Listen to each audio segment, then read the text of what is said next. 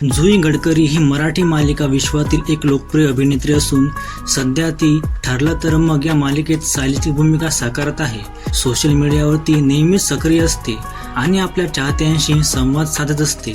अलीकडेच जुईने तिच्या इंस्टाग्राम स्टोरीवर एक पोस्ट शेअर करून एक महत्त्वाचा मुद्दा मांडला आहे. गणपती बाप्पाला बाप्पा असं न म्हणता बप्पा असं चुकीचं संबोधतात. यावर जुईने नाराजी व्यक्त करत इंस्टाग्रामवर लिहिलं, कृपया बाप्पा असतं बप्पा नाही. यासोबत तिने रागाचा इमोजी वापरून तिच्या भावना व्यक्त केल्या आहेत.